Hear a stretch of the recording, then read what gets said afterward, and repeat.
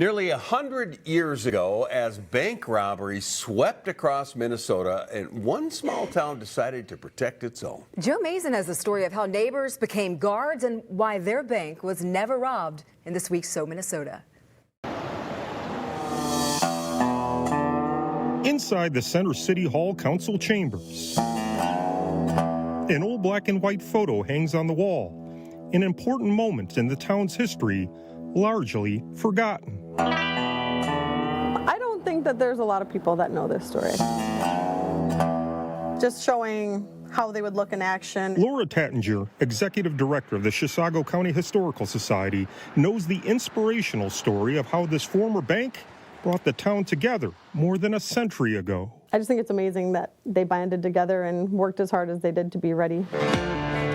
During the 1920s, bank robberies were happening a lot around the Midwest. Back then, it was not a national crime, not federally recognized yet, to rob a bank. So someone could rob a bank in Minnesota, cross the state line into Wisconsin, and there was nothing that local police could do. The roving bank robbers hit Chisago County.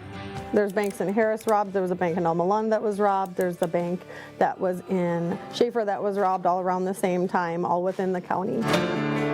In 1925, more than 60 citizen volunteers in Center City gathered with firearms to protect the Chisago County State Bank. Rifles, pistols, and sawed-off shotguns were the weapons of choice, and they were ready to go at a minute's notice if they needed to protect these banks. They took it upon themselves to protect their money and protect their communities. The men worked together and became town guards to keep their money safe. They actually had some early telephone systems that they used, and they did do a lot of drills. The citizen group was a true deterrent. They actually were deputized, so they were deputies, and they had the full power that brought, so they could arrest people.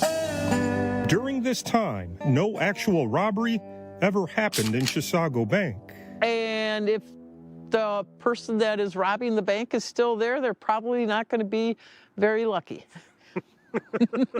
Center City Mayor Jill Banke is proud that her community stood up to the criminals. You were a community that you stayed strong together to be able to protect it.